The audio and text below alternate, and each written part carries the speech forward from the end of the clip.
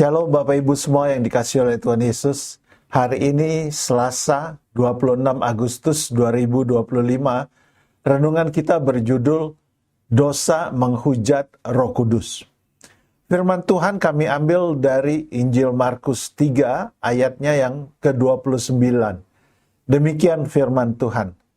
Tetapi apabila seorang menghujat Roh Kudus, ia tidak mendapat ampun selama-lamanya, melainkan bersalah karena berbuat dosa kekal. Pada suatu hari, orang Farisi dan ahli Taurat melihat Yesus mengusir setan. Lalu mereka berkata, ia kerasukan Beelzebul. Dengan penghulu setan, ia mengusir setan. Yesus memanggil mereka dan berkata, sesungguhnya semua dosa dan hujat anak manusia akan diampuni. Tetapi apabila seorang menghujat Roh Kudus, ia tidak mendapat ampun selama-lamanya, melainkan bersalah karena berbuat dosa kekal. Di sini, Yesus memperkenalkan tentang sebuah dosa kekal, yaitu dosa yang tidak dapat diampuni karena menghujat Roh Kudus. Secara tidak langsung, Yesus mendefinisikan bahwa dosa menghujat Roh Kudus adalah dosa yang menyamakan Roh Kudus dengan Beelzebul. Siapakah Beelzebul itu? Dalam Perjanjian Lama, Beelzebul adalah nama Allah yang disembah oleh orang Filistin. Dalam teologi Kristen, Beelzebul adalah nama lain dari Satan yang menjadi musuh utama dari Tuhan. Dengan demikian, ketika orang Farisi dan ahli Taurat mengatakan bahwa Yesus melakukan mujizat dengan kuasa yang diberikan oleh Beelzebul, ini berarti sebuah penistaan dan penghinaan yang bertaraf tinggi terhadap otoritas dan eksistensi Allah. Itulah sebabnya Yesus mendefinisikannya dengan sebutan dosa kekal, yaitu dosa mengeraskan hati untuk percaya akan otoritas dan eksistensi Allah yang nyata dalam karya-karya pekerjaan Roh Kudus. Oleh karena itu, Kitab Ibrani mengingatkan kita agar tidak terjebak dalam dosa kekal ini, yaitu dosa mengeraskan hati untuk mengakui otoritas dan eksistensi Allah. Ibrani 3 ayat 7 dan 8 mengingatkan, pada hari ini jika kamu mendengar suaranya, janganlah keraskan hatimu.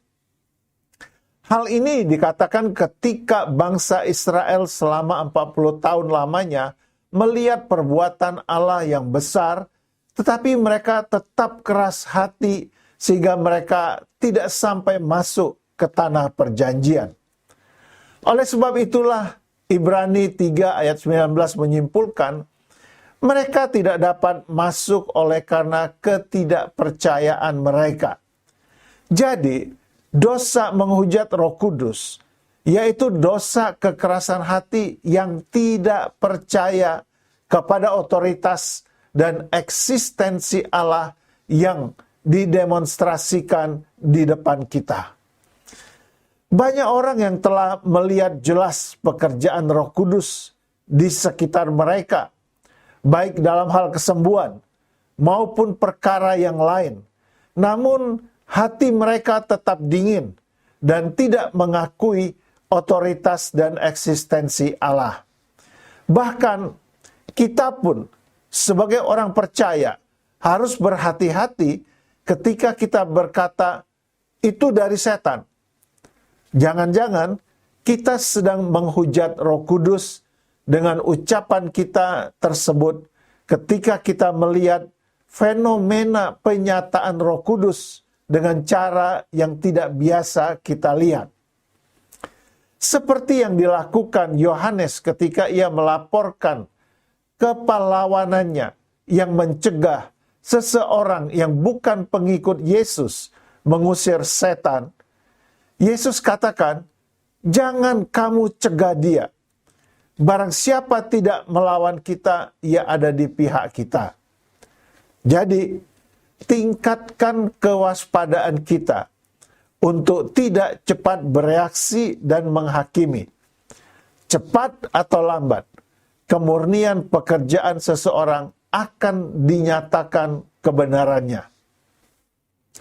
Kata-kata bijak hari ini, jangan terlalu cepat mengeluarkan komen atau pendapat jika kita tidak tahu duduk persoalannya. Mari Bapak Ibu yang terkasih, kita akhiri, kita menutup renungan kita hari ini dengan berdoa bersama-sama. Tuhan, ingatkanlah kami ketika mulut kami akan berkata lebih cepat daripada tuntunan-Mu. Kami tidak mau bersalah kepadamu. Dalam nama Yesus kami berdoa. Amin.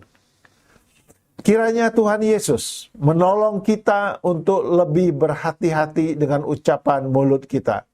Selamat berkarya Bapak Ibu semuanya. Tuhan Yesus memberkati setiap pekerjaan dan usaha kita yang benar. Haleluya. Amin.